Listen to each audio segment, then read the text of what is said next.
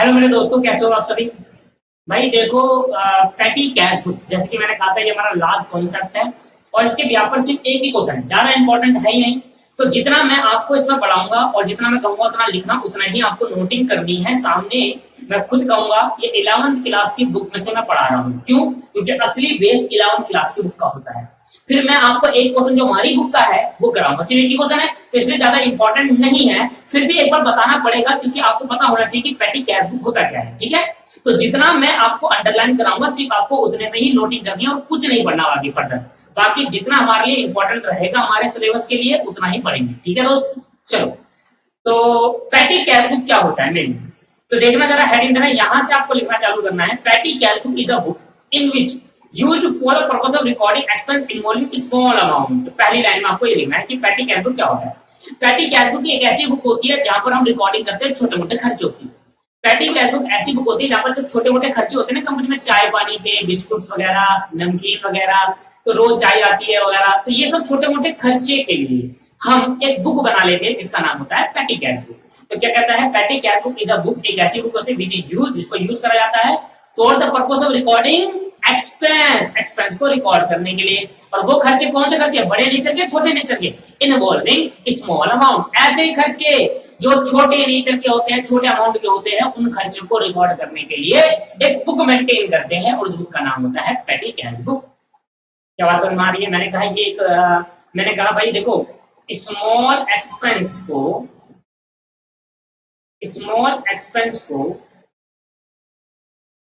Record करने के लिए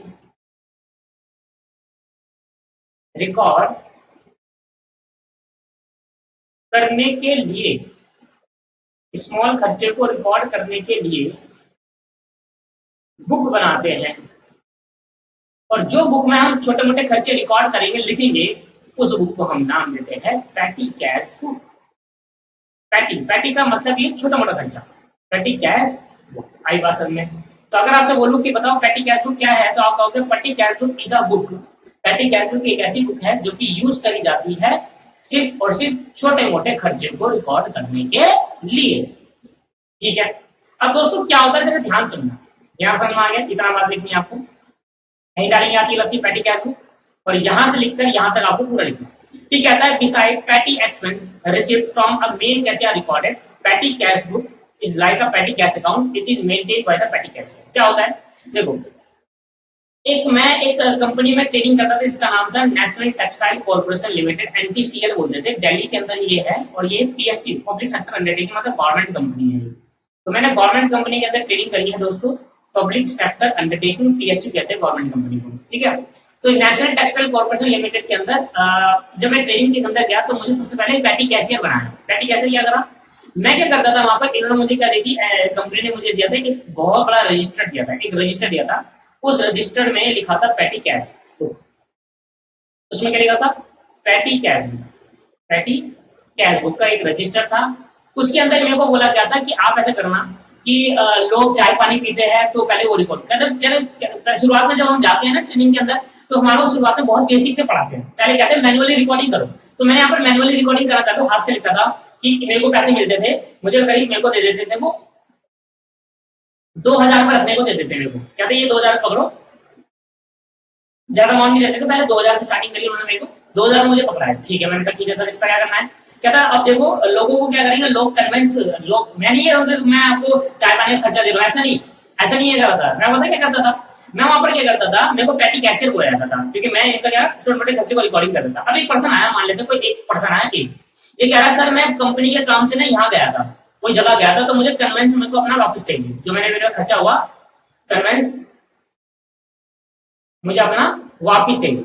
मैंने कहा ठीक है बताओ कितना कन्वेंस है, तो इसने कहा भाई मेरे हिसाब से मेरा 250 रुपये लगता है, मैं 50 किलोमीटर गया था और मैं 250 रुपये मेरा खर्चा हो गया, मेरे को वापस चाहिए। तो मैं वहां पर कैलकुलेशन करता था कि अगर 50 किलोमीटर, तो वो अपने हिसाब से जो उनकी बुक में लिखा था कि जो उनके कंपनी की पॉलिसी थी, उस पॉलिसी को देखते हुए मैं उनको क्या करता था, इतना अलाउ करता था, इतना डिसअलाउ कर देता था। मेरा काम ये था कि मैं इन खर्चों को 50 किलोमीटर के अगर 250 रुपये मांग रहा है तो मुझे 250 देने चाहिए या 250 से कम देने चाहिए, 200 देने चाहिए। तो मैं इनको अलाउ डिसअलाउ करता था कि भाई देखो 250 रुपये नहीं मिलेंगे, 200 मिलने तो ले जाओ। तो मैं अपने कैशियर से निकालता था कैश, और मैं कहता था देखो एक कन्वेंस का खर्चा मैंने रिकॉर्ड कर दिया। किसका खर्चा रिकॉर्ड कर दिया? कन्वेंस का खर्चा मैंने रिकॉर्ड करे 200 रुपए का मैंने अलाउ करा था और 200 रुपए मैंने उसको पे कर दिए और उसका बिल बनाता था, वो बिल मेरे को ला के देता था, मैं बिल रिकॉर्ड कर लेता था। फिर एक पर्सन आता था, कहता है सर टोटल चाय वाला होता था वहां पर, चाय वाला था, तो टोटल भाई जो स्टाफ था वो चाय वाय पी रहे थे, तो उन्होंने क्या दिया, एंटरटेनमेंट या फिर चाय का बिल पकड़ाया। तो मैंने कहा सर चाय का बिल, उसने कहा भाई मेरे चाय का टोटल बिल हुआ है 500 रुपए और पॉलिसी में लिखा था सिर्फ 400 ही अलाउ होगा, 400, तो मैं 400 अलाउ कर देता, 400 बना देता था उनको। तो ये काम होता था। तो पहले मैंने 15-20 दिन ये काम करा, इससे मेरे को क्या हुआ, कंपनी के बारे में पता चला। फिर मुझे पता, मेरे को भेज दिया वहां पर कॉस्टिंग डिपार्टमेंट के अंदर, कॉस्टिंग डिपार्टमेंट में काम करा। फिर कॉस्टिंग डिपार्टमेंट से मुझे भेज दिया गया उनको फाइनेंस डिपार्टमेंट के अंदर, फाइनेंस डिपार्टमेंट के अंदर कॉस्टिंग आता है, पर फाइनेंस डिपार्टमेंट के अंदर भेजा, उसके अंदर मेरे को भेजा बैंकिंग एंड ट्रेजरी, मैं तो बैंक से रिलेटेड काम करने लग गया। फिर मुझे अकाउंट्स डिपार्टमेंट भेजा, फिर अकाउंट डिपार्टमेंट के बाद मुझे टीडीएस डिपार्टमेंट में भेजा, फिर मेरे को इनकम टैक्स डिपार्टमेंट के अंदर भेजा, फिर ऑडिट डिपार्टमेंट के अंदर भेजा, तो बहुत सारे डिपार्टमेंट फिर मैं गया, धीरे धीरे करके जाते। जब भी आप कंपनी के अंदर कभी आप जाओगे ना, तो आपको बिल्कुल छोटे लेवल से सिखाकर बड़े लेवल तक ले जाएंगे। तो मेरे को वहां काम करा, तो टोटल मैंने 6 महीने की ट्रेनिंग करी थी अपनी, और 6 महीने में बहुत कुछ सीख गया था, बहुत कुछ। ठीक, तो जहां तक है कि मैंने यहाँ पर देखो 500 रुपए, तो पैटी कैशियर होता है इसके अंदर। तो पैटी कैशियर क्या करता है, जैसे कि मैं था, पैटी कैशियर क्या करता है, जो भी खर्चे होंगे छोटे मोटे रिकॉर्ड कर लेगा, और जो भी उसको एक साल के शुरू में, महीने के शुरू में उसको कुछ पैसे दे दिए जाते थे।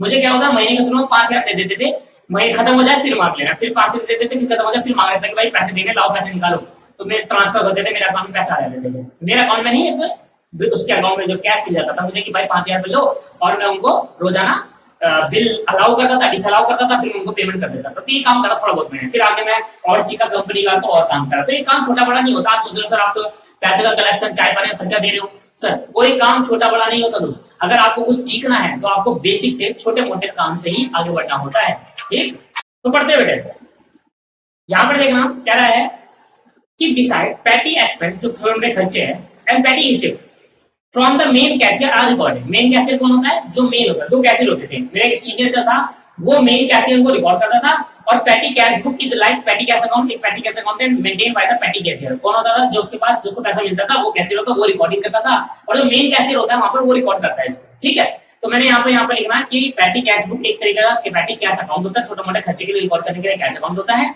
जो कि कौन रिकॉर्डिंग कौन करेगा, पैटी कैशियर रिकॉर्ड करेगा, जिसको एक मंथली अमाउंट दे दिया जाएगा, उसमें खर्चा करेगा, जब खत्म हो जाएगा दोबारा मांग लेगा। Recording of petty cash book के बारे में क्या करते हैं, कहते हैं petty cash given to the petty cashier for a small payment record on the credit side and cash book as a by petty cash account and is posted to the debit side of the petty cash account is in the ledger account। क्या कहता है, petty cash is given to the petty cashier। petty cash थोड़ा बहुत छोटा बड़ा खर्चा दिया जाता है, मतलब देखो 5000 मिल गए, तो 5000 मिलने के बाद मैं उसपे कुछ स्मॉल पेमेंट्स करूंगा, उसको रिकॉर्ड करूंगा क्रेडिट साइड पर, और जो भी मुझे पैसे, जब मैं पहली बार मुझे पैसा मिलेगा तो उसको मैं petty cash account से डेबिट साइड पर दिखाऊंगा। तो ये तो मैं अभी आपको सिखाऊंगा, इसको तो छोड़ दो अभी, इसको रिकॉर्ड नहीं करना, बस आपको ये लिखना, आपने लिख दिया।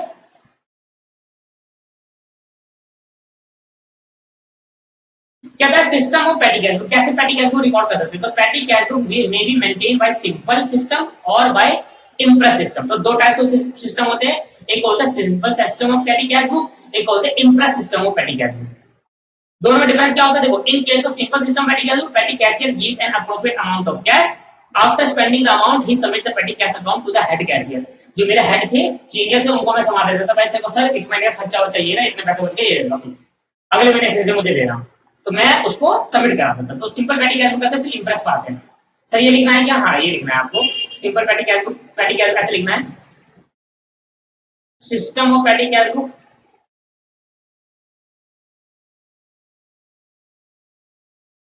System of petty cash book कितने तरीके के होते हैं, 2 तरीके के होते हैं, एक सिंपल सिस्टम होता है और एक इम्प्रेस सिस्टम होता है।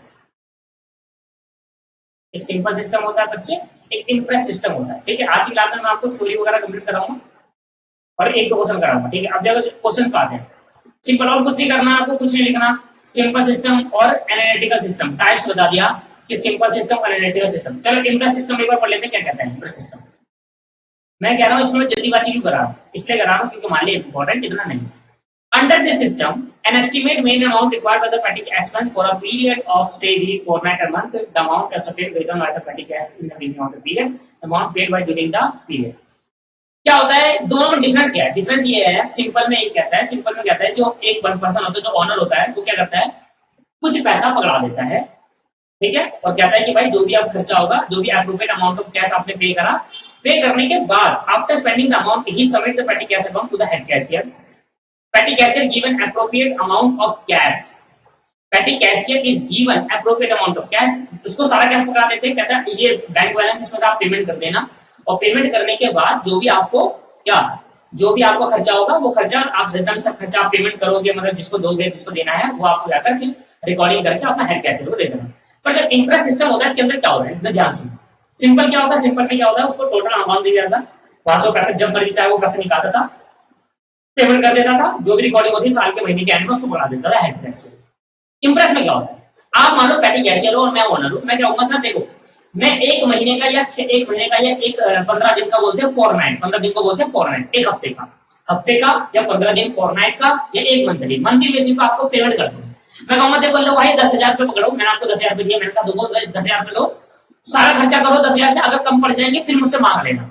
अभी 10,000 दे रहा हूँ, एक एस्टिमेट अमाउंट दे रहा हूँ, एक एस्टिमेट लगा रहा हूँ कि महीने का 10,000 खर्चा हो जाएगा, तो 10,000 रुपए मैंने आपको बता दिया। तो वही क्या है, Impress system of petty cash book के अंदर क्या होता है, एक अमाउंट रिक्वायर्ड इतना चाहिए होता है petty expense for the period of week, fortnight मतलब 15 दिन और month. The amount shorten given by the petty cashier is beginning of the period, साल के शुरू में देते हैं, इसमें महीने के शुरू में देते हैं। The amount paid by him during the period, thus he will again fix the amount at the beginning of the new period reimburse। क्या मतलब हुआ, जब वो अमाउंट खत्म हो जाएगा तो हम नया अमाउंट रिइंबर्स कर लेंगे। तो ये दोनों आपको लिखने की जरूरत नहीं है, वैसे ये दोनों लिखने की जरूरत नहीं, थ्योरी वगैरह लिखने की जरूरत नहीं है। रिइंबर्स का मतलब क्या होता है, रिइंबर्स का मतलब दिस, देखो यहां लास्ट से पढ़ो, the system of paying advance in the beginning and reimbursing the amount spent time to time is called imprest system.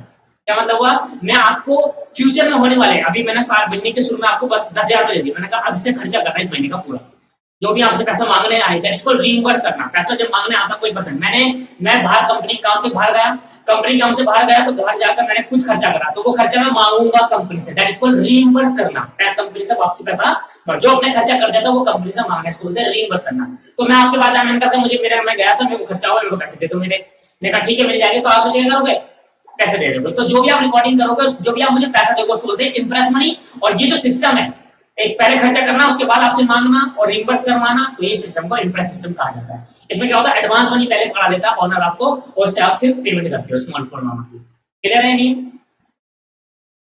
जैसे कि इसके कुछ एडवांटेजेस है कि भाई इसमें मिस्टेक होने से बच जाता है, कंट्रोल करते हैं पेटी एक्सपेंस को, छोटे मोटे खर्चे कंट्रोल रहता है, मिस्टेक होने से बच जाता है कि अगर बड़ा अमाउंट है, छोटे मोटे खर्चे तो जल्दी रेक्टिफाई हो सकते हैं। देखो petty cash book is checked by the cashier at regular interval, check करते रहता है भाई मेरा बराबर हुआ नहीं हुआ, चेक करते रहते हैं भाई, मैंने कहा मेरे हाथ में 10,000 पड़े, अब मैं इसमें 5,000 खर्चा कर दिया, तो देखूंगा ना कि 5,000 खर्चा कहाँ हुआ है मेरा, अगर नहीं हुआ तो मिस्टेक गलती से पकड़ूंगा, तो अगर कोई मिस्टेक आ जाती है कभी उसको रेक्टिफाई करा जाता है, बिल्कुल ठीक करा जाता है।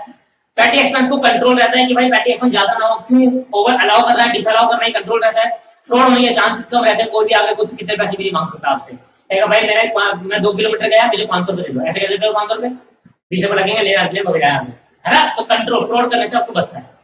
अब बात करते हैं types of petty cash book, जो कि प्रैक्टिकल है हमारा, प्रैक्टिकल है। पेटी कैश बुक कितने टाइप का होता है, 2 टाइप का होता है, एक होता है ये लिखना है आपको, आप अगर लिखना चाहो तो एडवांटेज मिल सकता है, अच्छा रहेगा आपके पास एडवांटेज लिखोगे तो, कंट्रोल रहती है मिस्टेक पे, कंट्रोल ओवर पेटी cash book, control over fraud, ये पूरा लिख लेना आप तीनों अगर लिखना चाहो तो। Types of petty cash book मतलब 2 टाइप की, एक सिंपल पेटी कैश बुक होती है और एक एनालिटिकल पेटी कैश बुक होती है। एनालिटिकल थोड़ी बड़ी होती है और सिंपल नॉर्मल होती है। सिंपल पेटी कैश बुक कहता है सिंपल पेटी cash book is identical with the cash book. एक तरीके से क्या होती है आइडेंटिकल, आइडेंटिकल मतलब होता है same as cash book. Cash book की तरह होती है, जैसे कैश बुक होती है ना वैसी ही होती है। And any cash which are petty cash book receive, अभी कह रहा रिकॉर्ड कहां करेंगे तो रिकॉर्डिंग में बता दूंगा अभी, बाकी उसमें डेफिनेशन नहीं है। Simple cash book similar nature की होती है कैश बुक तरीके की। सिंपल पेटी कैश बुक कैसी होती है, कैश बुक जैसी होती है, और एक कैसे रिकॉर्डिंग होगी वो पूरा पैराग्राफ में बोल रखा है कि रिकॉर्ड कैसे होगा, आप पढ़ लेना एक बार। देखो लिखा है any cash which are petty cash book receive, अगर कोई कैश पेटी कैसे रिसीव करेगा उसको लेफ्ट साइड पे डालेगा कॉलम ऑफ डेबिट रिसीव।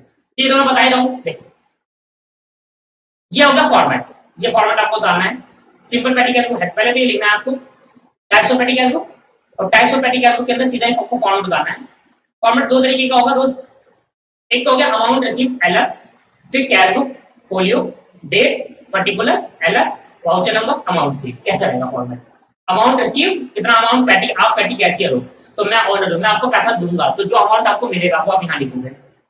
फिर कैश बुक फोलियो, फिर डेट, फिर पर्टिकुलर, फिर एलएफ वाउचर नंबर, फिर अमाउंट जो आपने पे करा खर्चा, मतलब एक्सपेंस यहाँ लिखोगे जितना भी खर्चा पे करा है, और जितना आपको अमाउंट रिसीव होगा या महीने के शुरू में या आपका 15 दिन के शुरू में या हफ्ते के शुरू में जो मिलेगा वो आप यहाँ लिखोगे। तो रिसीव जो होगा अमाउंट वो डेबिट साइड में, और ये डेबिट साइड मान लो ये आई लेफ्ट हैंड साइड, और जो अमाउंट पे करोगे, खर्चा पे करोगे, जो दोगे आप रिइंबर्स करवाएंगे पर्सन तो दोगे वो यहाँ लिखोगे। एक क्वेश्चन करने के बाद समझ में आएगा, तो क्वेश्चन समझा रहा हूँ, देखो थोड़ा कट जाएगा, देखो यहाँ से 2019 एक हफ्ते का है, सिर्फ देखो 7 दिन है ना, 1 2 3 4 5 6 7 from the April from the simple particle और the first week of April, हफ्ते के पहले अप्रैल का पहला हफ्ता जो है, कहता है received from chief cashier of, chief cashier मतलब जो पैसा देने वाला है। अब मैं पैटी कैशियर हूँ, आप भी पैटी कैशियर मान लेना अपने आप को। कहना भाई सबसे पहले तो हमें 4000 रुपए मिले, ठीक है सर, सबसे पहले हमारा को महीने के शुरू में हफ्ते के शुरू में क्या मिल गया 4000, अब 4000 में खर्चा करना है। मैंने स्टैम्प खरीदी, पोस्टेज स्टैम्प होती है जो पोस्ट करते हैं तो हम स्टैम्प खरीदते हैं, वो दो खरीदी 200 रुपए की। बस पेड फेयर बस 120 रुपए का वो खरीदा। Paid stationery for office use 1000 रुपए का फिर पे करा। फिर paid milk and sugar for office tea, office में चाय पानी का खर्चे के लिए ऑफिस मिल्क बिल पे करा 600 रुपए, और विंडो क्लीनर कराने के लिए 60 रुपए 80 रुपए दे। तो ये खर्चा हुआ और ये मुझे रिसीव। तो तरीका क्या है लिखने का, देखो यार ये क्वेश्चन आपको अपनी कॉपी में एग्जांपल उतारना है, ये पूरा उतारना है, देखो उतारना पड़ेगा आपको, क्योंकि जब आप प्रैक्टिस करोगे तो क्वेश्चन मिलेगा नहीं आपको, और वीडियो देखना वो देखना तो मुझे लगता है वो नहीं। सबसे पहले आप जो भी अमाउंट रिसीव करोगे वो 4000 अपने यहाँ लिखो, ठीक, देखो ध्यान सुनो, जो भी अमाउंट आप रिसीव करोगे वो 4000 लिखोगे, और जो भी खर्चे होंगे वो खर्चे यहाँ लिखना, बस सिंपल। इसे थोड़ा सिंपल बैठी क्या तो खर्चे सारे यहाँ आ गए। ऐसा मैं दोबारा देखो, अमाउंट रिसीव एलएफ, फिर cash book folio, date, particular, LF, voucher number, amount. सिर्फ आपको क्या इंपॉर्टेंट है, अमाउंट रिसीव जो पैसा मिलेगा 4000 पे यहाँ लिख के टोटल कर दिया आपने 4000, ठीक है, ठीक है। फिर आपने 2019 डाली, अप्रैल को कितना खर्चा करा, कैश पे करा, फिर पोस्टेज एक्सपेंस पे करा, फिर ट्रैवलिंग एक्सपेंस, देखो ना ऊपर सारे खर्चे दे रखे हैं। इसमें ज्यादा सिंपल है, इसमें हो जाएगा ब्रॉड पोस्टेज हम करा तो क्या गया होगा, ठीक, ठीक है। तो आपने सबसे पहले तो एक मिनट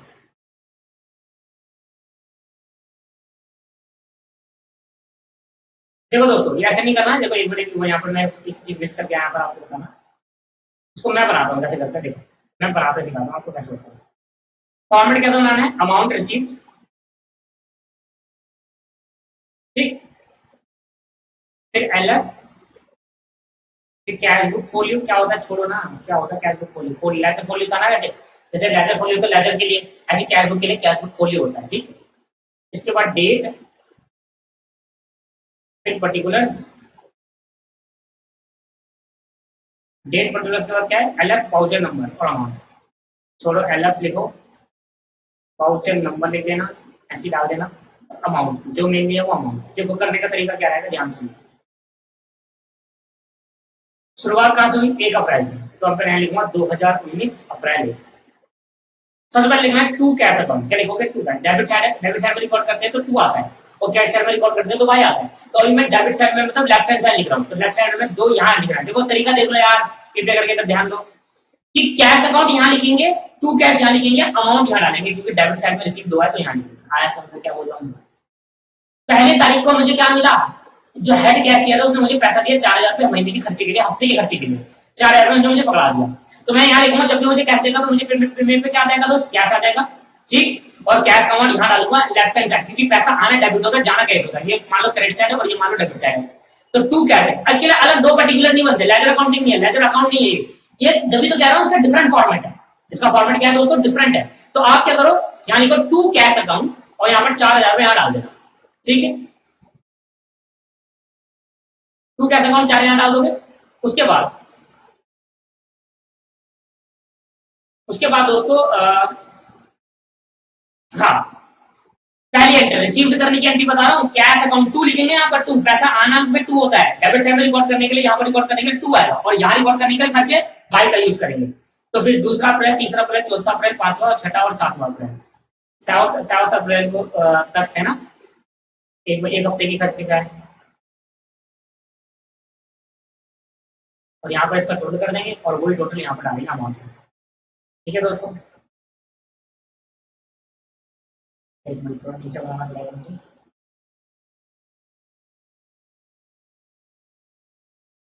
बहुत ही सिंपल है दोस्तों, इससे ज्यादा सिंपल कोई चीज होगी नहीं, पर आपको बस फॉर्मेट सीखना है कि फॉर्मेट बनाते कैसे से। 4000 का टोटल कर दूंगा यहाँ पर, ठीक है। वो छोड़ो, ये दो सबसे पहले लिखना है टू कैश। जब भी मुझे पैसा रिसीव होगा तो मैं अप्रैल 1 को क्या लिखूंगा, टू कैश अकाउंट करके 4000 यहाँ लूंगा, पैसा रिसीव करने में डेबिट। फिर खर्चे हुए, फिर पोस्टेज का एक्सपेंस हुआ,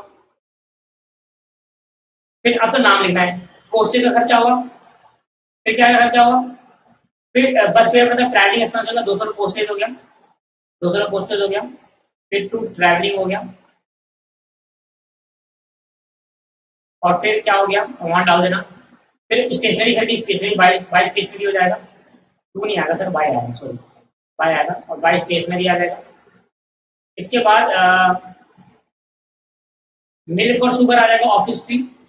तो ऑफिस एक्सपेंस लिखो, क्या लिखो इसमें, ऑफिस एक्सपेंस है, उन्होंने ऑफिस एक्सपेंस लिखा है, मैं भी ऑफिस एक्सपेंस लिखा हूं, यही देख लो, ऑफिस एक्सपेंस डाल दिया, वो डाल दिया, सारा डाल दिया, ऑफिस एक्सपेंस डाल दिया, मिशन एक्सपेंस हो गया, लास्ट में जो विंडो क्लियर करा उसको मिशन एक्सपेंस डाल दिया, मतलब छोटे मोटे मिक्स खर्चे हो जाएंगे वो डाल दिया। उसके बाद आपने क्या था कि जो खर्चे इन सबका टोटल कर दिया आपने, इसका टोटल आया आपके 2000, इसका टोटल कितना है 2000। आपको पता है डेबिट साइड क्रेडिट साइड बराबर होनी चाहिए, तो 4000 यहाँ पर है, 2000 यहाँ पर, इसका टोटल तो बड़ी साइड कौन सी है 4000 वाली, तो ये 4000 आपको यहाँ लिखना है, और जो बैलेंस बच जाएगा वो यहाँ लिखना है। इस बैलेंस का मतलब क्या है, इस बैलेंस का मतलब है मुझे महीने के हफ्ते के शुरू में 4000 मिले और मेरा खर्चा सिर्फ 2000 का हुआ, तो मेरे कितने बच गए 2000, जिसको बोलते हैं बाय बैलेंस शीट। आया समझ में, अप्रैल 7 को क्या बोलिए, अप्रैल 7 को पैसे मिलते 2000। अगले अगले टाइम पे जब अगले हफ्ता शुरू होगा तो इस 2000 को पहले बीडी बनाऊंगा यहाँ पर, और यहाँ लिखूंगा to balance BD, to balance BD, और बीडी लिख के यहाँ पर लिखूंगा 2000 पे, और जो पैसा मिलेगा वो अलग। आया समझ में, क्लियर है नहीं है? ये भी जीएसटी वाला, हम इसका लेन देन नहीं है, ये जीएसटी का लेन देन नहीं है। तो अगर आपको ये क्लियर हो गया तो उसको आप 2 बार करो, आपको आराम से पूरी बातें क्लियर हो जाएगी। अब मैं एक बार आपको क्वेश्चन दिखाना चाहता हूँ बुक का अपने सामने देखेंगे दोस्तों। ये मतलब prepare column of petty cash book on impress system, मतलब एनालिटिकल पैटी कैश बुक बनाना है फ्रॉम इम्प्रेस सिस्टम। जैसे आएगा तो एनालिटिकल मतलब दूसरा वाला टाइप, ठीक है। बट मैं आपसे ये चाहूंगा कि आप इसको विदाउट एनालिटिकल भी बना सकते हो। जैसे रिसीव फॉर पैटी की पेमेंट, कैश पेमेंट 1000 रुपए, 1000 रुपए रिसीव करें, तो मैंने यहाँ पर लिखा। सबसे पहले मैं इसको करता हूँ, फिर इम्प्रेस सिस्टम से भी कर लूंगा, तो एक क्वेश्चन और समझ में आ जाएगा हमें। तो सबसे पहले यहाँ पर लिखा 2, और यहाँ पर लिखा 1000 रुपए मुझे मिले, कितने मिले 1000 रुपए, मैंने 1000 रुपए लिखे, ठीक है। सबसे पहले क्या लिखूंगा, जो रिसीव हुआ 1 जून को, 1 जून है, जून 1 को मुझे रिसीव हुआ 1000 रुपए, 2015 है। तो सबसे पहले क्या लूंगा, जो भी पैसा मुझे रिसीव होगा तो 2 कैश करके 1000 रुपए डाल दूंगा, ठीक है सर। इसके बाद पोस्टेज का खर्चा करना 80 रुपए का, ये अमाउंट आप लिखोगे, ये नाम आप लिख दोगे, 2 पोस्टेज आप लिख दोगे, 80 रुपए ना डालूंगा, 80 रुपए यहाँ डाल दूंगा, नाम लिख देना पोस्टेज, बाय से बाय पोस्टेज, ठीक।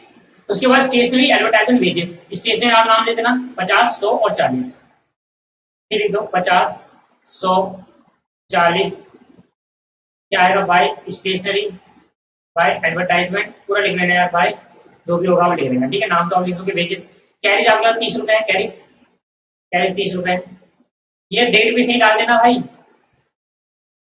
डेट भी सही डाल देना, 2, 5, 8, 12, 16, 2, 5, 8, 12, 16, पूरे महीने की है ये 16, फिर 20, 25, 27, 28, 30, 30। लो भाई मैंने उतार लिया है, अब मुझे बस अमाउंट डालना है, ठीक है। 30 तक है, 44, 160, 100, 20, 40, 6, 44, 160, 100, 44, 160, 100, 44, 160, 100, 20, 40, 6, 20, 40, 6। समझ में आ गया ना? नाम तो लिख दोगे ना, नाम लिखना आपका काम है। देखो conveyance, travelling, postage, office clear, telegram और sign register notice to landlord के लिए 6 रुपए लगते हैं मुझे, ठीक है। इसके बाद क्या करना है, फिर देखना है कौन सी साइड का ज्यादा बड़ा है, तो आपने जो भी साइड का ज्यादा बड़ा है उसको डाल देना। पहले मैं इसका टोटल करा, तो भैया मैंने कहा 80, मैं डेबिट साइड का मतलब 80 से लेकर यहाँ तक मैं टोटल करूंगा भैया। 80 plus 50, 80 plus 50 plus 100 plus 40 plus 30 plus 44 plus 160 plus 100 plus 20 plus 40 और प्लस 60, ये आ गया 742। इसका जो टोटल है 724 आया, तो 1000 ज्यादा है तो 1000 यहाँ लिख देंगे, 1000 यहाँ लिख देंगे, और जो भी बैलेंस बचेगा 724 आया था इसका, तो 724 में से 1000 माइनस कर देंगे तो आपका 276, तो 276 क्या बच जाएगा 30 तारीख को बैलेंस बच जाएगा, बाय बैलेंस सीडी बच जाएगा दोस्तों 276। आंसर चेक 330, कुछ मिसिंग है, कुछ गलती करती क्या? 80, 50, 100, 40, 30, दोबारा ऐड करूँ दोबारा 80 50 100 40 30 44 160 100 20 40 अच्छा ओहो 670 आ रहा गलती मेरे मेरे ऐड करने में गलती हो गई दोस्तों 80 50 100 40 30 80 50 100 40 30 80 50 100 40 30 44 60 100 44 160 100 20 40 60 अच्छा 20 40 6 60 कर दिया देखो इस 6 की जगह पर मैंने यहाँ पर 7 लिख दिया गलती फिर दोबारा आंसर क्यों नहीं आ रहा 6 तो 670 हुआ इसका टोटल तो 1000 माइनस कर देंगे तो आपका 330 आ गया बिल्कुल सही आंसर आ गया करके देख लो आप आपको तो आता है इतना आप बैलेंस शीट तो निकालना आता है डेबिट सर्कल टोटल करा और टोटल में से क्रेडिट सर्कल माइनस कर दिया तो बच गया वो 330 रुपए बच जाएगा मैच कर लिया समझ में आ गया बट इसको दूसरे मेथड से कैसे करेंगे दूसरे मेथड आप देखेंगे ये एक मेथड होगा सिंपल वाली अब ये दूसरा देखना एनालिटिकल पैटी कैलकुलस इसको होते हैं interest system patty calculus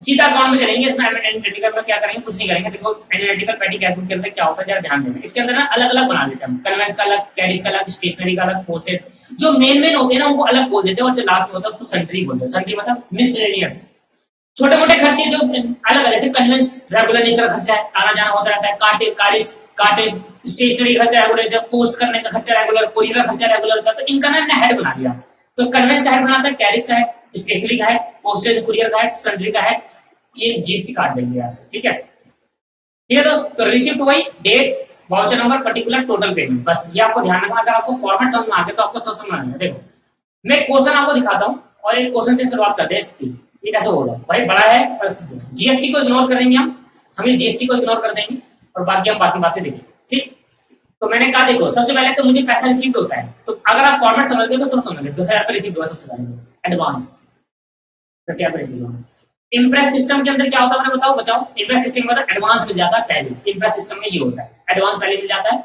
estimate और हफ्ते की ट्रांजेक्शन है देखो 6 तारीख तक है बस एक हफ्ते की ट्रांजेक्शन दिखा है एनालिटिकल पैटी कैलकुलस बनाओ ऑन इम्प्रेस सिस्टम और दोनों से सेम आंसर आएगा दोस्तों दोनों से सेम आंसर आएगा अब देखो तरीका क्या है फॉर्मेट देखो मैंने कहा था बड़ा है और सिंपल है पहले रिसिप्ट में आपको 10,000 डालना है वही सेम टू कैश यहाँ पर लिखना है और टू कैश का मतलब जनवरी यहाँ पर 10,000 यहाँ पर कर देना बस इतना इसके बाद जितने भी खर्चे हैं वो खर्चे आपको ऐसे लिखना कैसे कैसे खर्चे देखो पहले एक में टोटल पेमेंट फिर ये हेड बनाना है ये हेड बनाना सर इन दोनों को छोड़कर बाकी conveyance cartage stationery postage wages and repair ये हेड बनाना है हेड बनाने के बाद आपको क्या करना है सबसे पहले देखना है कि कन्वेंस कहाँ है सबसे पहले पे करा पेड मोटर फेयर मतलब कन्वेंस हो गया फेयर देना किसी को किराया देना तो कन्वेंस के अंदर आ गया कन्वेंस मतलब किराया भाड़ा तो कन्वेंस हो गया दोस्तों सब ये आपके पास कन्वेंस के अंदर आ गया ये कार्टेज के अंदर पोस्टेज के अंदर आ गया तो आपको हेड के अंदर पुट करना है देखो सबसे पहले कन्वेंस दिया 50 रुपए का तो मैं ऊपर गया और मैं देखा बोला कन्वेंस कहाँ पर है तो ये देखो मैंने कन्वेंस डाला 50 रुपए और वही टोटल पेमेंट आपको पेमेंट मतलब आपको हेड में तो डालना ही है साथ में आपको 50 रुपए मतलब टोटल पेमेंट कितनी पेमेंट 50 रुपए और हेड का इसको 50 रुपए वहां में डालना है ठीक है इससे पता चलेगा कि तो इसका बेनिफिट क्या होता है इसका बेनिफिट ये रहता है कि हमें अगर हमसे पूछे कि भाई टोटल हमने कितना कन्वेंस पे करा है तो आप कहोगे सर इसका टोटल कर दो तो टोटल कन्वेंस आता है 650 रुपए आपने पे करा है ये बेनिफिट रहता है कि टोटल कन्वेंस अगर हमसे कोई पूछेगा तो कितना पे करा हम डायरेक्ट बता देंगे उसको ठीक है और ऐसी रिकॉर्डिंग करता था मैं जी गाड़ी प्रैक्टिकल लाइफ में याली रिकॉर्डिंग होती है क्योंकि इसमें सब मिल जाता था ठीक है सबसे पहले क्या करूंगा ध्यान करो पहली एंट्री देखी और मैंने कहा कन्वेंस की पहली एंट्री तो मैंने किया बाय कन्वेंस यहाँ पे लिख दिया बाई कन्वेंस लिख दिया 50 में डाला और कन्वेंस का हाइट डाला कन्वेंस के 50 में डाल दिया ठीक इसके बाद आप क्या करना है पहले सामने देखो फिर उतारते रहना उसके बाद आपको क्या करना है फिर कार्टेज दिया पोस्टेज दिया पेड कार्टेज और पेड पोस्टेज 250 रुपए 500 रुपए तो मैंने यहाँ पर पोस्टेज रेस्पॉन्स दिया देखो यहाँ पर मैंने लिखा यहाँ पर आपके पास इन्होंने ऊपर नीचे कर दिया शायद कार्टेज पोस्टेज कर देगा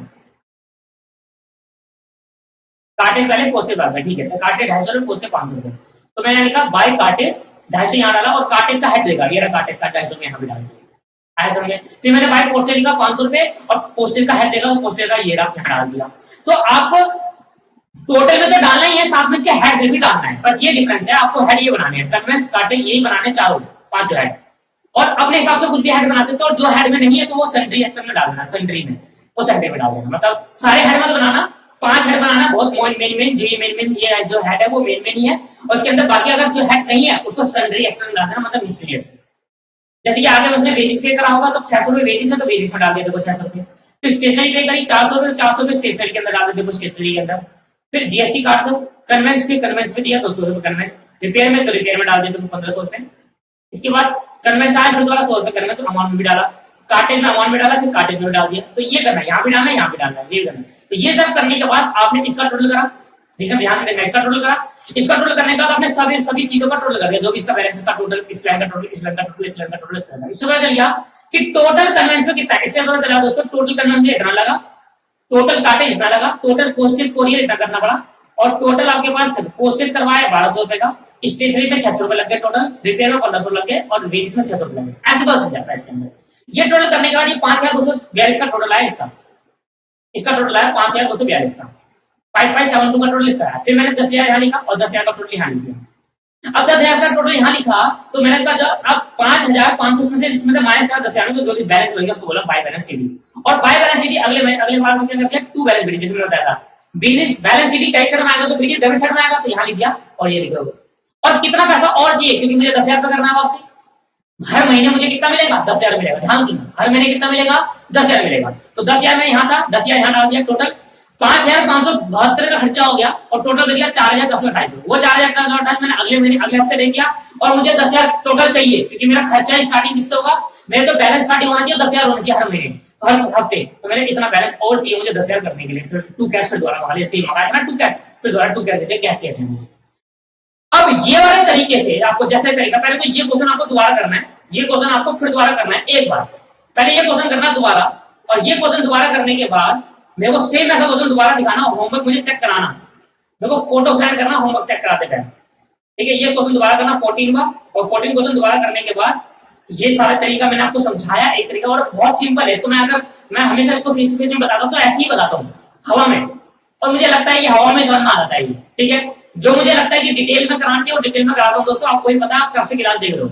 ऐसा आप ये नहीं कह सकते कि सर आपने तो ये ऐसे ही उड़ा दिया, तो ऐसे इसलिए उड़ाया क्योंकि ये तो नहीं इंपॉर्टेंट नहीं है बिल्कुल भी, एक क्वेश्चन है पूरी बुक के अंदर। और दूसरा कि मैंने फिर भी कराया, चाहता तो छुड़वा सकता था, कहता इंपॉर्टेंट कटवा लो, एक क्वेश्चन तो करवा देता, आपका नहीं, फिर भी मैंने बताया कि पता होना चाहिए आपको। और विदाउट अकाउंट वाले तो बेहतर जानते हैं इसको, विदाउट अकाउंट वाले को एक बार मैंने दिखा दिया कैसे बनता है, और एक क्वेश्चन करके भी दिखाया। अब आपको यही क्वेश्चन, ये वाला क्वेश्चन जो वो बुक का था, सेम क्वेश्चन आपको इम्प्रेस सिस्टम से करके दिखाना, और आंसर बिल्कुल सेम आएगा, गारंटी, ठीक। जो कैश बैलेंस मेरा बच जाएगा ना, ये आपको जो बैलेंस शीट आएगा ना, सॉरी आपको ये वाला बैलेंस शीट आएगा ना यार दोस्तों, जब आप टोटल खर्चे में से टोटल एलिजिबिलिटी में हमारा ये वाला जाएगा, ये 330 रुपए आएगा बैलेंस, ठीक है। इसका मुझे साइन कर देना, ये ठीक है दोस्तों। तो ये साइन करने के बाद आप मुझे, अब अगर हम बढ़ते हैं आगे तो देखते हैं क्या, देखो क्वेश्चन वगैरह पूरा थ्योरी खत्म करवा दिया मैंने, मतलब पूरा एक तरीका कॉन्सेप्ट मैंने बेसिक पूरा आज ध्यान होगा बेसिक का। अब मेरी बात सुनना, अगली क्लास एमसीक्यू की होने वाली है, और एमसीक्यू मैं शुरू से कराऊंगा स्टडी नोट नंबर 1 का पूरा चैप्टर एमसीक्यू, और वो छोड़वा दूंगा जो मैंने करा दिया ऑलरेडी चैप्टर नंबर 2 का कैपिटल रिवेन्यू एक्सपेंडिचर एमसीक्यू करा चुका हूं, उनको छोड़कर बाकी सारे एमसीक्यू अब लाइन से करा लूंगा। सिर्फ 2 क्लास चाहिए, दोनों क्लास के अंदर सारे एमसीक्यू खत्म हो जाएंगे। 2 क्लास आपको तब देखनी है, मैं फिर कह रहा हूं, मैं कल भी बोल दूंगा ये बात, ये 2 क्लास आपको तब देखनी है जब आपका पूरा कोर्स कंप्लीट हो जाए, मतलब यहाँ पर आप छोड़ देना, इसके बाद कुछ मत करना। इसके बाद अगर आपको शेड्यूल मिला तो उसको फोकस करो, और शेड्यूल नहीं मिला तो आप मुझसे पूछो कि इसके बाद कौन सा चैप्टर देखो, बेसिक खत्म हो गया, सिर्फ एमसीक्यू रह गया, वो पूरा सिलेबस कंप्लीट होने के बाद देखोगे, अदरवाइज समझ नहीं आएगा आधा साल में। तो मैं अगली क्लास में ये समझ कर पढ़ाऊंगा कि आपने पूरा सिलेबस कंप्लीट कर लिया है, और मैं समझ कर पढ़ाऊंगा दोस्तों, अदरवाइज आपको पढ़ना जरूरी नहीं है, पढ़ना नहीं है बिल्कुल भी आपको। हाँ, पूरा बेसिक करो, बेसिक के बाद वो एमसीक्यू छोड़ देना। एमसीक्यू कब पढ़ोगे, याद रखना, पढ़ना है आपको जब पूरा सिलेबस कंप्लीट हो जाएगा ना, तब एमसीक्यू पढ़ना। आपको ऐसे छोटे छोटे बच्चे लगेंगे वो एमसीक्यू, ठीक है। चलो, तो मैं आज की इस क्लास को यही समाप्त करता हूँ, और एक मिनट मुझे देखनी है मुझे। देखो दोस्तों, मैं आपकी बुक खोल लिया और मैं देख रहा हूँ रिमेनिंग थ्योरी क्या बच गई हमारे पास, जो मैंने आपको कहा था कि बाद में कराऊंगा। बट सर अगर मैं नहीं भी कराऊंगा, वो इतना इंपॉर्टेंट थ्योरी नहीं है, मैं खुद गारंटी कह रहा हूँ वो इंपॉर्टेंट नहीं आएगी नहीं। हमारा जो सिलेबस है, मैंने fundamental of accounting for fundamental चालू करा, बेसिक बिल्कुल।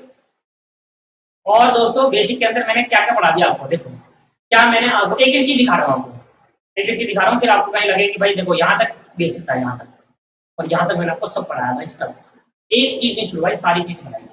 और मुझे पता है, और जिस तरीके से मैंने पढ़ाया ना, जो क्लास लगाई है मैंने, वो आपको ही पता है, करीब 32, 33, 34 क्लास लग गई, चौथी 5वीं क्लास लग चुकी है, और चौथी 5वीं क्लास में सिर्फ बेसिक बताया मैंने आपको। तो आगे क्लास कितनी अच्छी होने वाली है आपके लिए। इसलिए दोस्तों इंटर में मुझसे ही पढ़ना, बड़ा प्रमोशन कर रहा हूँ।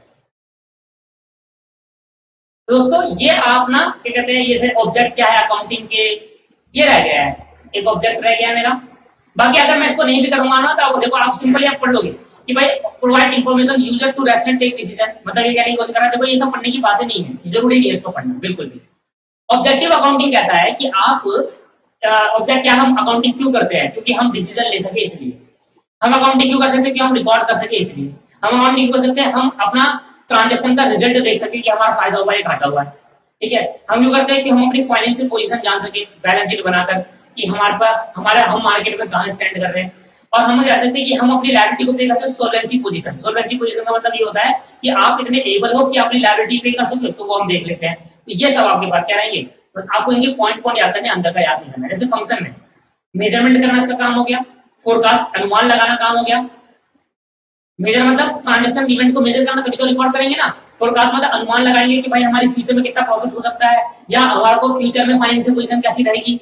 डिसीजन मेकिंग, हम डिसीजन लेने में काम करेगा। कंपैरिजन करने में कि पिछले साल हमने कितना कमाया था और इस साल हमारा कितना होगा, दोनों कंपेयर कर सकेंगे कि भाई हमने कमाया कितना एक्चुअल में, ठीक है। कंट्रोल रहता है हमारे पर टोटल कि हम कितना कितना रिकॉर्डिंग करना था, कितना खर्चा करना चाहते हैं। गवर्नमेंट रेगुलेशन एंड टैक्सेशन, अब आगे जाके सीखोगे आपको ना, जब गवर्नमेंट टैक्स चैप्टर पढ़ोगे ना, टैक्स एक सब्जेक्ट है तब पढ़ोगे आगे जाकर, तो वहां पता चलेगा गवर्नमेंट की रेगुलेशन बहुत होती है, रूल्स एंड रेगुलेशन बहुत होते हैं जो आपको पूरे करने पड़ते हैं और अकाउंटेंसी के अंदर उनको मानना पड़ता है। तो वो चीज आपको है। बुकिंग में आपको बता चुका, बुक कीपिंग में आपको बता चुका, ठीक है। अकाउंटिंग साइकिल्स, रिकॉर्ड करना, फिर जर्नल, फिर लेजर, फिर trial balance, adjustment entry, trial balance, closing entry, financial statement, ये पूरा अकाउंटेंसी पढ़ोगे ना तब साइकिल समझ में आएगी आपको। इतने अभी से मैंने आपको रिकॉर्डिंग कराई, जर्नल एंट्री कराई, लेजर अकाउंट का ट्रायल बैलेंस बता दिया, एडजस्टमेंट एंट्री बता दी नहीं बताई, क्योंकि बताऊंगा फाइनल अकाउंट में, और ये बाकी आप सब करोगे जब फाइनल अकाउंट कंप्लीट कर पाओगे अपना चैप्टर। फिर मैंने ब्रांचेस बताया, financial accounting, cost accounting, management accounting, branches मैंने आपको सिखाया, एक बार देख लेते हैं। फिर मैंने आपको बताया actual basis accounting, cash basis accounting, सब कराया नहीं कराया, चेक करवा दूं ना आपको कि भाई भरोसा तो रहे। ये फिर मैंने बेसिक अकाउंटिंग स्टार्टिंग में मैंने बेसिक से करवाया था, बेसिक अकाउंटिंग टर्म से, तो ये मैंने सारी अकाउंटिंग टर्म लगाई। कुछ बातें होगी जो शुरुआती होगी, फिर मैंने कुछ बातें नहीं, एक दो पॉइंट पे छुड़वाया होगा जो कि इंपॉर्टेंट नहीं, जो मुझे लगता है कि नहीं बढ़ाना चाहिए अभी इस टाइम पर। आगे जाकर तो पक्का बताऊंगा जब आप अकाउंटेंसी में से इंटरमीडिएट लेवल पढ़ोगे। बेसिक असम्पशन पढ़ाया था, entity concept, money measurement principle, going concern assumption पढ़ाया है सब, ठीक है। इसके बाद मैंने मॉडिफाइड प्रिंसिपल बताया था एक क्लास के अंदर, याद है आपको मॉडिफाइड प्रिंसिपल, ठीक। फिर ये एमसीक्यू रह गए, मैंने कहा था ये एमसीक्यू कराऊंगा, तो एक मुझे ये कराना है कल क्लास में जब एमसीक्यू बढ़े, और मैं तब मैं ये मान के कराऊंगा कि आपने पूरी अकाउंटिंग खत्म कर दी। फिर याद करो मैंने कैपिटल रेवेन्यू एक्सपेंडिचर चैप्टर पढ़ा था, और ये मैंने इसके एमसीक्यू भी करा दी थी पूरे, और ये चीज मैंने पूरी बता दी थी आपको। आप एक बार चेक कर लेना कि बुक में कुछ छूट तो नहीं गई, और छूट गई तो मैं से कंसर्न कर लेना कि सर ये पढ़ना जरूरी है या नहीं है। फिर इसके मैंने एमसीक्यू भी कंप्लीट करा दिया, तो इसके एमसीक्यू नहीं कराऊंगा मैं, ठीक। इसके बाद मैंने क्या कराया, डबल एंट्री सिस्टम चालू करा था, जिसके अंदर मैंने डबल एंट्री सिस्टम आपको क्या बताया सबसे पहले देखो इतनी थ्योरी आपको पढ़ने की जरूरत नहीं है, जितना मैं कह रहा हूँ उतना पढ़िए बस, ज्यादा टाइम वेस्ट करना। क्या बताया रूल ऑफ डेबिट क्रेडिट बताया, नहीं बताया रूल ऑफ डेबिट क्रेडिट बताया, याद आ रहा है। Personal account, natural artificial representative, tangible intangible, nominal account, real account, आ रहा है यार, हाँ सर याद आ रहा है भाई, याद आ रहा है आपको। क्या मैंने आपको ये नहीं कहा, अमेरिकन अप्रोच, ट्रेडिशनल अप्रोच, और जैसे कि मैंने कहा ये तो मॉडर्न अप्रोच होगी, ऐसे करना डेबिट, ऐसे करना क्रेडिट, और फिर ट्रेडिशनल अप्रोच कहाँ होगी, ब्रिटिश अप्रोच, कि debit the receiver, credit the giver, debit was coming, credit was goes out, debit होगा लॉस है इसमें, क्रेडिट होगा, कराया नहीं कराया बेसिक से। फिर मैंने आपको ये क्वेश्चन भी कराया, अकाउंटिंग क्वेश्चन कराया, याद है अकाउंटिंग एक बड़ा क्वेश्चन कराया था अकाउंटिंग क्वेश्चन में, ये ठीक है। मैंने और मैंने क्या कराया, ये तो सब ऐसे ही जो मैं आपको बता चुका, और मैं सारे क्वेश्चन कंप्लीट कराया आपने। फिर मैंने देखो ये कराया, याद आ रहा है चार्ट बनाया था अभी पिछली क्लास में, ये चार्ट बनाया, तो पिछली क्लास अब जाके देखो ना, अब मेरी बात सुनो, ये मैंने कब कराया, ये मैंने पिछली क्लास में कराया, सोचो इससे पहले का बेसिक कितना ज्यादा करवाया मैंने आपको। उसके बाद जनरल एंट्री भी आती है, देखो जनरल एंट्री से सारी की सारी, और ये मुझे कराना है क्लास में, ठीक है। दो तीन क्लास लगी, ये भी एमसीक्यू में, recording of cash and bank transaction, मतलब कैश बुक बताई थी, कैश बुक बताया, types of cash book, single cash book, double cash book, triple cash book बताया, ठीक है।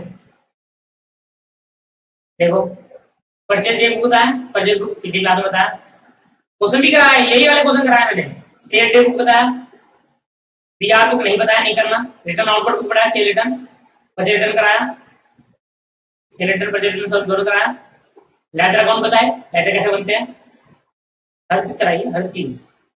मैं दिखा देना चाहता हूँ कि बच्चे को ये लगे, भाई आपको ये लगे कि भाई भरोसा, जब तक आप उस पर भरोसा नहीं करोगे ना, तब तक मैं चाहता हूँ कि आप मुझे भरोसा करो एक बार और करके देखो एक बार, आप हमेशा करोगे जिंदगी भर। फाउंडेशन जब क्लियर होगा ना दोस्त, तो आप हमेशा करोगे भरोसा। ये मैंने नहीं पढ़ाया आपको, और ये आपको मैं जब नहीं पढ़ाया जानबूझकर, क्यों? क्योंकि ये आप बिना पढ़े कर लोगे। पर्सनल लेजर अकाउंट क्या होते हैं, इम्पर्सनल क्या होते हैं, डेटर लेजर, क्रेडिटर लेजर, ये आपको खुद करना है सेल्फ। और सेल्फ जब आप एक बार पढ़ लोगे ना, जो मैंने बताया ना उसी के अंदर आएगा ये हर एक चीज। देखो, nominal ledger, the ledger all transaction related to income expense record. Nominal account क्या होता है, जहां पर इनकम खर्चे का लेजर करते हैं। प्राइवेट लेजर कौन सा होता है, जहां पर एसेट और लायबिलिटी रिकॉर्ड करते हैं। एक बार देख लें इसको, जल्दी से देख लेंगे। डेटा लेजर क्या होता है, जहां पर सिर्फ डेटा की ट्रांजैक्शन होगी। क्रेडिट लेजर जहां पर क्रेडिट ट्रांजैक्शन होगी। कैश बुक जहां पर ऑल कैश और बैंक ट्रांजैक्शन होगी। जनरल लेजर जहां पर कैश बैंक को छोड़कर, जैसे कि जनरल मतलब जनरली कुछ भी, जैसे real account, asset account, nominal account, ये सब डेटा लेजर, क्रेडिट लेजर, ये सब रहते हैं जनरल लेजर के अंदर। जनरल लेजर के अंदर क्या क्या आता है, रियल अकाउंट आता है, नॉमिनल आता है, डेटा लेजर आता है, क्रेडिट लेजर आता है, और आपके पास ये चारों अकाउंट एक लेजर के अंदर आता है, इसको बोलते हैं जनरल लेजर। नॉमिनल में सिर्फ नॉमिनल खर्चे, इनकम, लॉस आते हैं। प्राइवेट लेजर के अंदर एसेट्स और लायबिलिटीज आती है। खत्म। और क्या बताना है इसके अंदर, ट्रायल बेस कराया था नहीं कराया था, बताओ। कराया था सर, ट्रायल बेस कराया था आपने, एक क्लास लगाई थी पूरी क्लास ट्रायल बेस के अंदर, और मैंने यहाँ पर पढ़ाया था आपको ट्रायल बेस के अंदर। क्या वाली चीज, इसकी थ्योरी इंपॉर्टेंट नहीं है दोस्त, थ्योरी मैं आपको वही बता दूंगा एमसीक्यू वगैरह में, जितना मैं बताऊंगा उतना याद करना है। देखो सारी चीज बताई थी याद है, और इसकी व्यापारिक क्वेश्चन कराया था याद, ठीक है। ट्रायल बेस करने के बाद ये मेरे को कराना है, देखो ट्रायल बेस की सारी थ्योरी है। उसके बाद मैं बहुत सारे क्वेश्चन कराए थे, फिर एक्सेस प्रॉब्लम आपकी चालू हो गई, और ये आपकी एक्सेस प्रॉब्लम चालू होगी इसके बाद।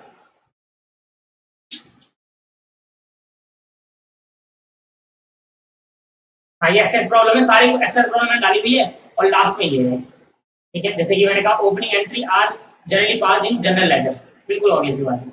सिखाऊंगा भी आपको हर चीज, पर मैं तब सिखाऊंगा जब आप कोड प्रैक्टिस चालू होगा। मैंने बेसिक पूरा खत्म करा दिया कॉन्सेप्ट की, बस एमसीक्यू रह गए, वो आपको 2-3 क्लास में मिलेगा एमसीक्यू। अभी 2 क्लास और लगनी है, जो कि एमसीक्यू पूरे खत्म मिलेंगे दोस्तों, ठीक है। आज की क्लास को यही समाप्त करते हैं, और मेरी तरफ से बेसिक खत्म हो गया है, बस एमसीक्यू रह गए, वो आप जब पूरा सिलेबस करोगे तब करना है आपको, ठीक है, क्योंकि हमने पूरे सिलेबस की बात वहां पर कवर कर रखी है बेसिक के अंदर, ठीक है। चलो, और जिस बच्चे का अकाउंट पहले से पढ़ रखी है वो चाहे तो देख सकता है, ठीक है, क्योंकि उसको पहले से पता है छोटी बड़ी बातें, ठीक है दोस्त। मैं तो ये पढ़ाते हुए, मैं वो चीज जब पढ़ाऊंगा अगली क्लास में जब स्टार्ट करूंगा, तो मैं ये मानकर पढ़ाऊंगा कि आपने पूरा सिलेबस कर लिया और आपको सारी बातें पता है, एनपीओ की बातें पता है, प्रॉफिट एंड लॉस अकाउंट की बातें पता है, सब पता है। मैं ये मान के पढ़ाऊंगा, ठीक है। अब आप पहले देख लो तो समझ नहीं आएगा, बाद में देखोगे तो अच्छा समझ आएगा, मेरी गारंटी है, ठीक है दोस्तों। तो यहाँ पर मैंने बेसिक खत्म करा दिया है। अब जो आपको शेड्यूल मिला गया है या नहीं मिला तो मुझसे पूछ लो, नहीं तो दिया होगा मैंने तो उससे, ठीक है। Thank you very much, bye.